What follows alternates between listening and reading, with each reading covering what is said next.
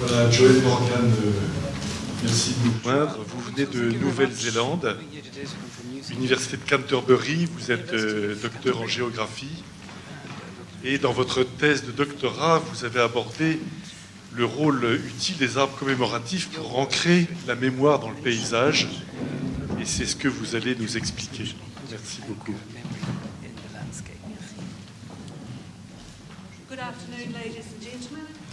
Bien, mesdames et messieurs, bonjour. L'objectif consiste à vous donner quelques informations concernant donc, les allées d'arbres de la Première Guerre mondiale.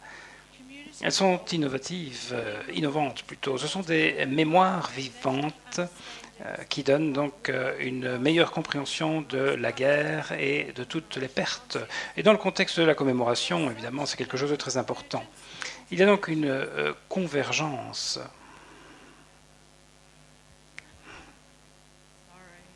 Désolé pour le micro. Mais oui, il sert à cela, le micro.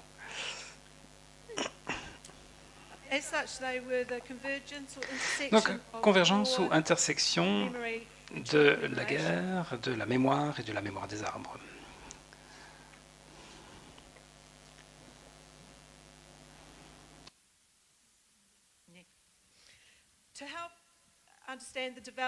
Pour comprendre l'évolution de ces avenues, de ces allées, je voudrais vous parler donc de l'établissement justement de ces avenues. J'aimerais également vous parler donc de tout ce qu'elles représentent, la diversité également, et enfin donc je parlerai du dualisme de leur représentation et de la façon dont on a aimé ces arbres. Et dans cette présentation, donc, je vais vous donner mon point de vue, évidemment ma perspective en qualité de chercheuse donc, en Nouvelle-Zélande, mais par rapport à des pratiques internationales de mémoire. En fait, avec la démocratisation de la mémoire et l'individualisation du sacrifice, nous amène donc à ce genre d'avenue d'arbres ou d'allées d'arbres. Ce n'était pas la représentation originale, en fait. Dans les monuments de guerre en Angleterre, il n'y a en fait que 60 ans après la guerre de Crimée, notamment, que l'on a commencé donc, à y penser. Donc cela représente le rôle et le sacrifice du soldat qui est en fait un sacrifice énorme, mais qui était invisible jusqu'à présent. Ces sacrifices sont donc devenus visibles pour le public britannique via donc, les correspondants de guerre, notamment qui faisaient des reportages sur les conditions particulièrement difficiles dans lesquelles la guerre et les soldats évoluaient.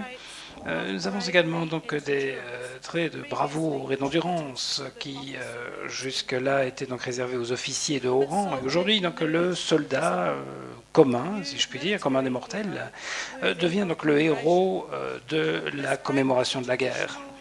Et cela montre ou représente une rupture. Avant, donc, on célébrait donc, les victorieux personnages de cette façon-là, via donc, une sorte de mémorialisation, si je puis dire, donc, de leurs actes. Il s'agissait donc au départ d'une fonction familiale à proprement parler, avec des groupes qui ont commencé donc à organiser la mémoire de tous les actes associés donc à ce groupe et pas uniquement ceux d'un général. Comme vous pouvez le voir sur plutôt dans cette plaque, vous avez donc ici la mémoire de tout le monde, toute une brigade de garde. Alors, premier monument, donc, sont sortis également de l'église pour arriver donc, sur les places publiques ou sur la place publique de façon générale, abordant donc, différents thèmes avec le public. Le changement donc, de lieu, on en arrive aussi donc, à une forme différente. Donc, on passe plutôt de monuments funéraires à proprement parler donc, à des monuments de mémoire. Et ces innovations donc, créent un précédent et donnent ainsi une plateforme pour toute forme de mémoire de la guerre. Alors, à mesure que tout cela se faisait, on s'est rendu compte également qu'il y avait de plus en plus d'arbres plantés. C'était popularisé d'ailleurs par la reine Victoria ainsi que le prince Albert dans les différentes colonies britanniques. Ça se retrouve également donc en Amérique. Vous avez de nombreux événements nationaux, internationaux qui ont été repris dans le paysage, inclus dans le paysage, via donc la plantation d'arbres, ce qui a permis également d'avoir de magnifiques villes. En 1872, donc on commence à rendre la société beaucoup plus belle par la promotion donc de cette plantation d'arbres. Ce qui a permis donc aussi d'arriver à la rénovation de Paris, par exemple. On a décidé donc en rénovant Paris de planter de nombreuses allées d'arbres. En 1914, de nombreuses zones aussi bien urbaines que rurales étaient devenues très belles grâce à ces arbres. Grande-Bretagne également, donc prise de conscience. En effet, les forêts sont abattues pour fabriquer des munitions, notamment pour les emballages, etc., pour fournir le bois pour les tranchées. Et donc, on en arrive en fait à une prise de conscience qui comprend donc l'importance de ces arbres pour servir de monument morts. L'avenue commémorative était sans doute l'un des nombreux choix possibles pour la commémoration. En 1919, en Nouvelle-Zélande, on rappelle donc aux communautés néo-zélandaises qu'en choisissant un monument commémoratif, il faut aussi capturer donc l'ambiance du jour et que cela serve d'inspiration, de source d'inspiration aux générations futures. Alors évidemment, quand vous avez des choses, vous avez des arguments, et partout dans l'Empire britannique ainsi qu'en Amérique, il y a des débats qui sont lancés par rapport à ce qui est considéré comme un monument de guerre approprié ou inapproprié. Il y a des gens qui soutiennent les monuments esthétiques traditionnels et d'autres qui, beaucoup plus utilitaires en quelque sorte, se tournent vers l'avenir pour subvenir aux besoins des vivants via donc, ces arbres. D'autres ont soutenu qu'une nouvelle forme de monument commémoratif était nécessaire et c'est la raison pour laquelle ces avenues commémoratives se sont développées sous une forme hybride, offrant à la fois donc, des fonctions commémoratives mais également des fonctions paysagères donc, à la communauté. D'où cette idée est-elle venue? Mais en fait, on n'arrive pas précisément donc, à savoir qui est l'auteur de l'idée, mais toujours est-il qu'il y a au moins 5 avenues commémoratives qui ont été plantées en Australie pour se souvenir de la guerre des Boers. Celle-ci donc rappelle le succès des troupes britanniques et australiennes, comme on l'a entendu également donc Alexander Gillespie notamment donc ici en France, a partagé sa vision de transformer le No Man's Land après la guerre en une sorte de grande avenue d'arbres qui irait donc de la chaîne de montagnes des Vosges jusqu'à la mer du Nord. Et c'est une idée qui fait l'objet justement de la une de toute une série de journaux de l'époque. En Australie, vous avez 2 exemples de cette idée ou de concrétisation de cette idée, donc en 1916 notamment, petit article de promotion donc dans un journal éducatif de 1916 demandant donc aux écoles de planter des arbres et de créer ainsi des avenues donc d'arbres en utilisant des essences locales pour pouvoir se rappeler donc du rôle joué par les Australiens ainsi que les Néo-Zélandais.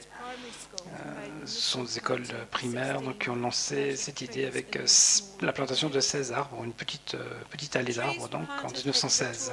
On en a planté également donc, à la Victoria High School au Canada le 20 avril 1917. C'était fait pour garder la mémoire donc, des professeurs, mais aussi des étudiants qui étaient morts pendant la guerre. Et c'était évidemment donc, un départ pour de nombreuses autres allées donc, qui pouvaient être prises en considération. Les soldats coloniaux britanniques également donc, ont aussi lancé ce genre d'idées. Ils parlaient notamment donc, des zones rurales et de toutes ces routes bordées d'arbres dont ils ont fait connaissance ici en Occident. Ils nous disent que les champs sont mélangés de couleurs, vert, jaune, bleu, etc. Toutes les formes, toutes les sortes, toutes les nuances de couleurs, et des arbres également, donc le long des routes, également dans les villes. Il y en a des centaines de kilomètres d'arbres en fait. Et l'idée de créer des avenues commémoratives s'est étendue donc à tous les pays, donc après la plantation donc, de cette avenue en juin 1917 en Australie. Alors pour en revenir à la guerre, donc, les avenues ont été plantées en Australie, mais aussi au Canada, en Grande-Bretagne, en Italie, en Nouvelle-Zélande et en Amérique.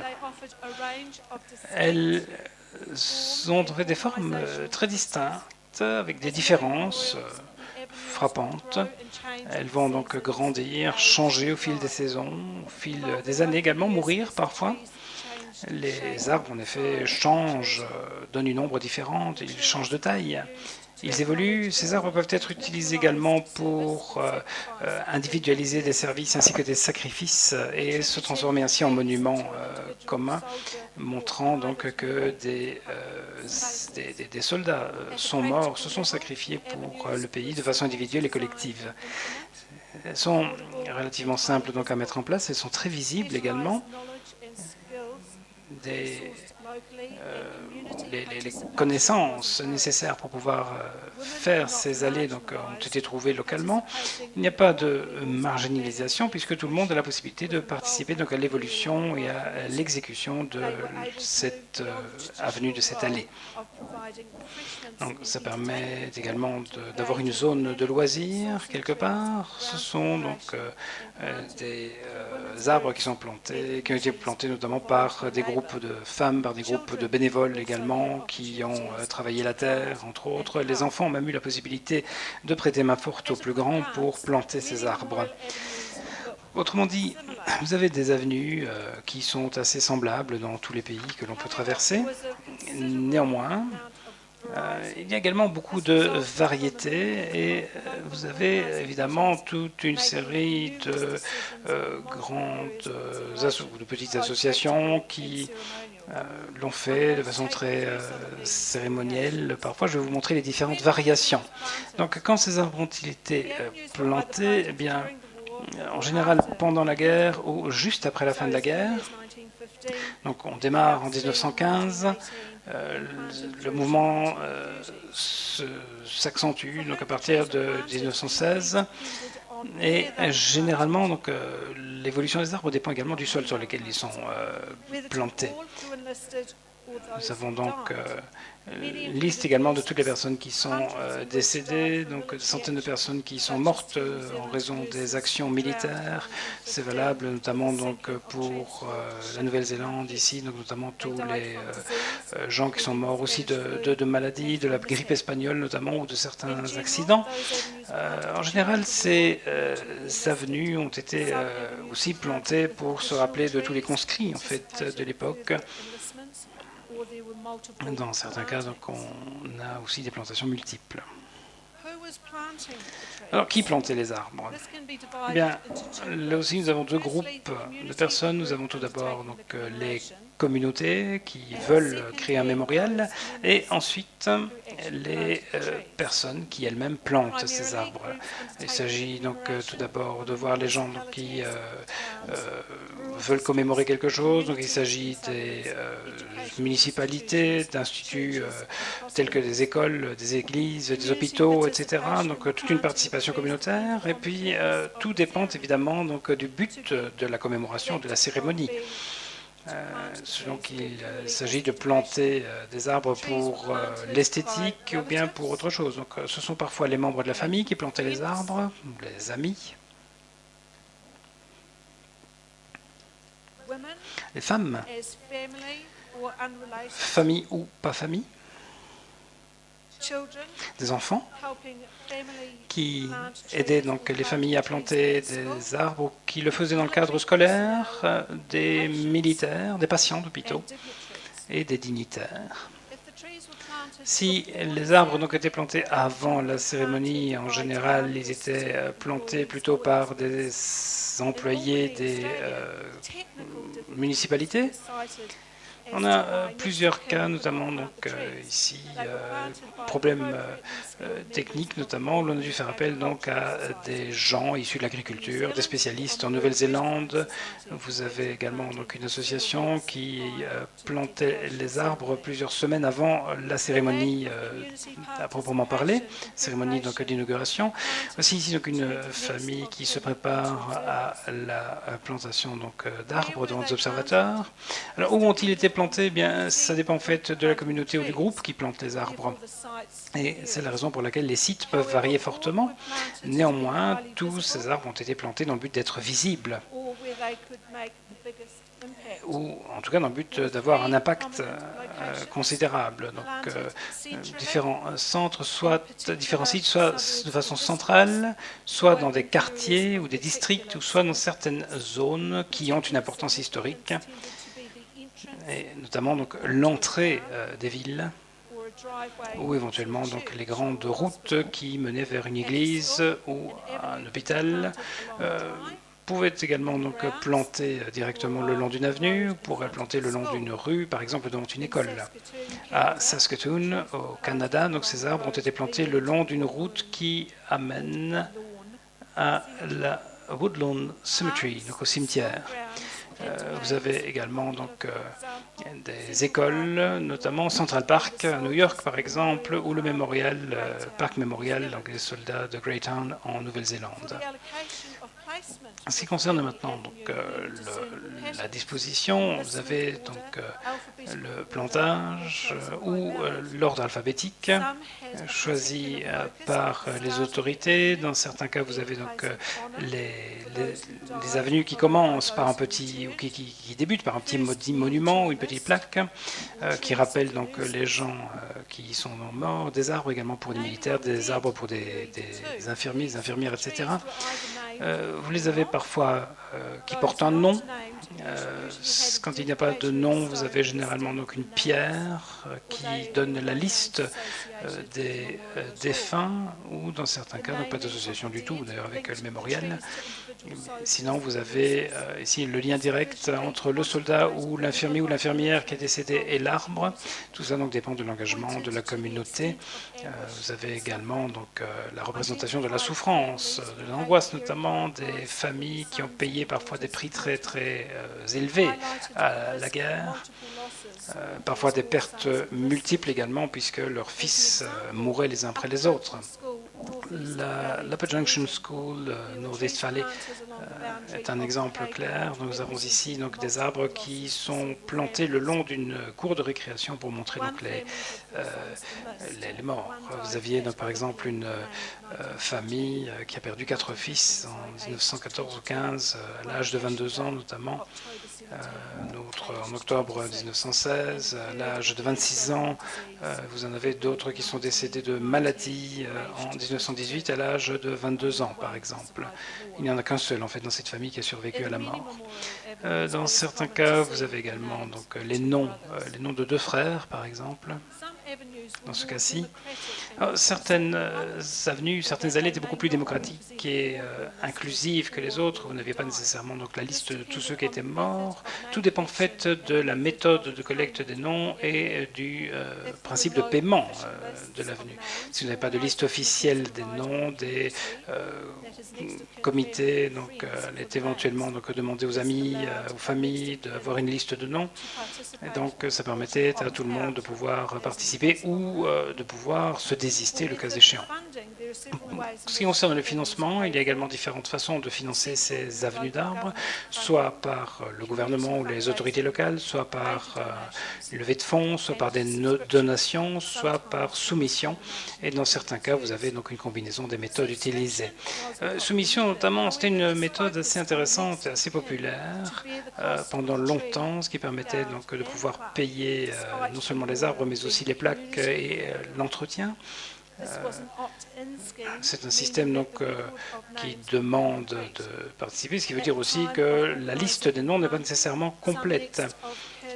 Dans certains cas, des gens ne voulaient pas avoir leur nom sur un arbre, par exemple, parce que c'était trop court, trop bref après la mort, ou tout simplement parce que le coût était trop élevé.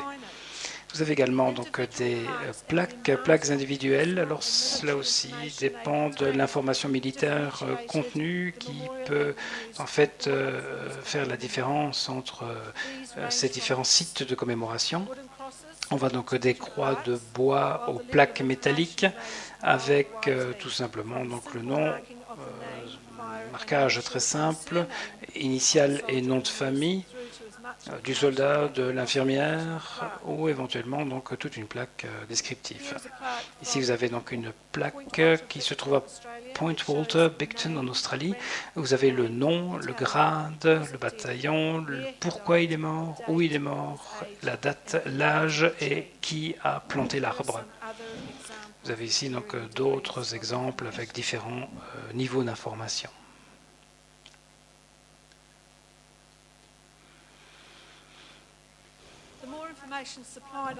Alors plus vous avez d'informations, évidemment plus c'est facile pour l'observateur de se faire une image de la personne qui est ainsi dénommée.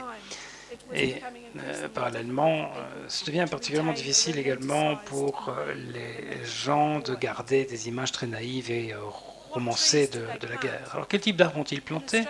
Bien, en Australie ainsi qu'en Amérique, on utilise généralement donc des essences locales ou des essences qui conviennent au site. Donc nous avons toute une série d'arbres. Nous avons donc la plupart que l'on retrouve dans tous les pays, les chênes, les tilleuls, les platanes, les conifères. Nous avons également donc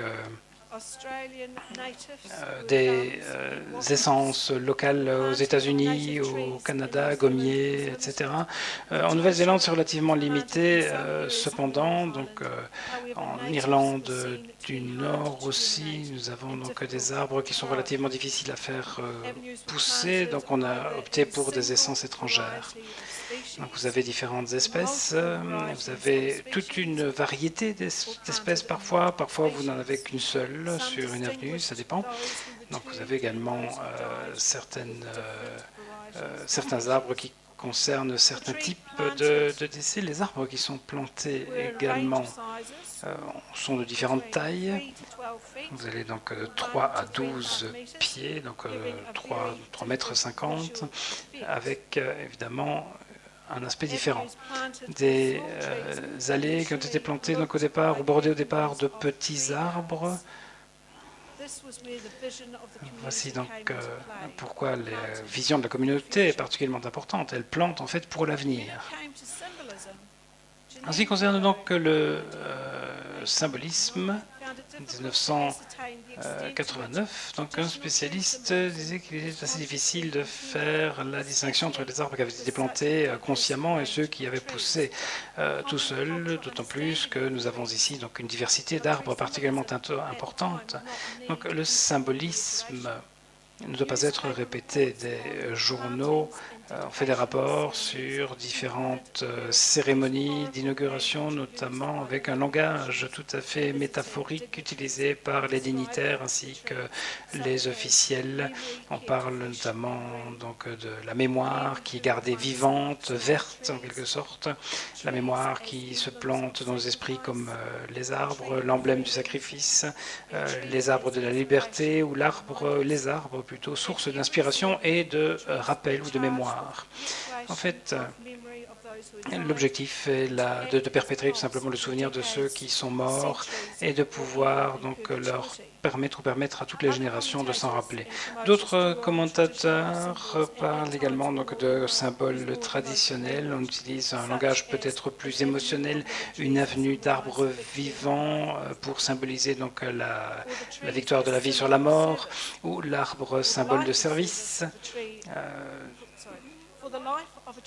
Pour chaque vie d'arbre, vous avez donc la vie d'un homme qui était payé,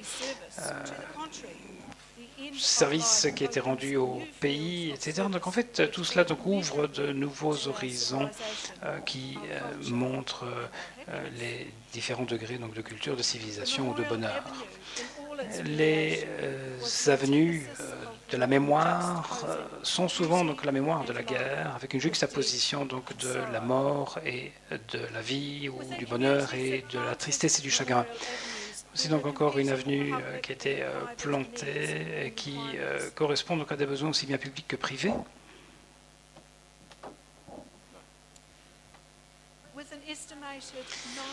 On pense qu'entre 9 et 10 millions de soldats donc, ont été tués au cours de cette guerre. Un tiers de ceux-ci étaient mariés. Donc, cela signifie qu'il y aurait en fait des millions de familles qui auraient été touchées directement par ces morts. En fait, une estimation relativement faible parle de 7 à 9 millions de familles. En Australie, on sait que chaque citoyen australien a un lien direct avec quelqu'un qui est mort. Pendant la guerre en Nouvelle-Zélande, il s'agit même pas d'amis, mais de familles véritablement. C'est donc la raison pour laquelle on a ces mémoires qui sont en fait entretenues par la famille et les amis. Donc c'est une façon de pouvoir rendre honneur à celles et ceux qui sont morts, et la contribution donc, de la communauté est particulièrement importante, avec les parents et les familles notamment qui ont voulu matérialiser en quelque sorte la mémoire des personnes qu'elles ont perdues pendant la guerre. Généralement, donc, elles n'avaient personne à enterrer, aucun contrôle par rapport à la mémoire publique de leurs chers disparus. Et donc il fallait que la personne décédée, le défunt, soit respecté, qu'on puisse s'en rappeler également via donc, une forme officielle de mémoire et une certaine rhétorique officielle. Pour ces personnes, ces pierres tombales, ces arbres, etc. Donc ont remplacé en quelque sorte la mémoire de leurs fils, frères, sœurs, maris, pères, également tombés donc, au combat. Pour résumer les choses, donc, ces allées d'arbres sont en fait une expression très belle de la représentation des mémoires de guerre, donc juste après la Grande Guerre, combinaison donc de nature, de commémoration individuelle et communautaire, avec la possibilité donc d'envisager la continuation de la personne donc, par la plantation d'un arbre. Ces allées font référence au sacrifice et parlent également aux générations à venir. Elles servent également de lieu aussi bien public que privé, remplacent en quelque sorte les tombes qui seraient, elles, beaucoup plus individuelles. Les arbres sont également donc un symbole de vie pour celles et ceux qui restent, signe d'affliction, mais également de confort, de réconfort plutôt, pour pouvoir matérialiser donc ces mémoires, ces souvenirs. Je voudrais conclure par une petite histoire, si vous me le permettez. Mais je n'arriverai probablement pas à vous la raconter d'un trait, en tout cas. C'est une petite histoire donc, qui a été publiée par le New York Times. En fait, c'était une interview donc, qui a été menée en 1925 à Bedford Avenue, Brooklyn, New York, où on a planté justement des arbres pour se rappeler donc, des héros de Brooklyn, tombés à la guerre.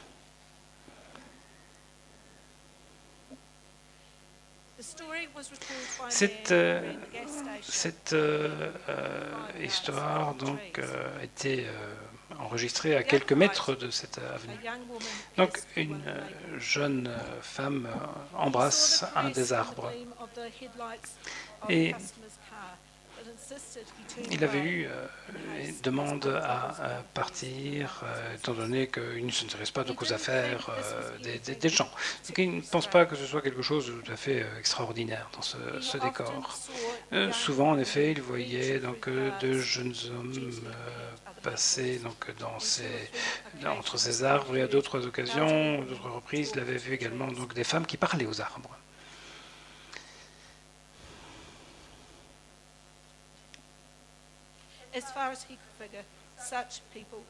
En fait, ces gens regardaient les arbres un petit peu comme si c'était leur chéri ou chérie disparu.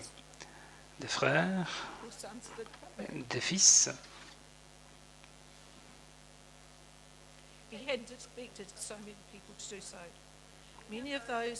En fait, Il s'agissait donc de personnes également qui faisaient des offrandes, qui plaçaient donc un foulard, des fleurs, etc. donc sur ces arbres, sachant que c'était des endroits leur rappelant donc leur chère disparue.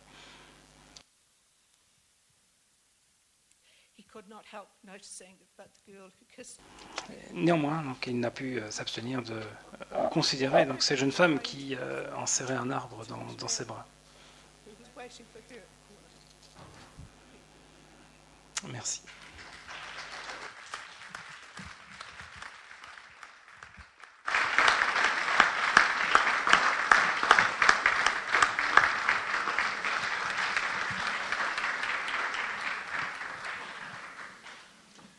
Thank you, merci. Joanne Morgan.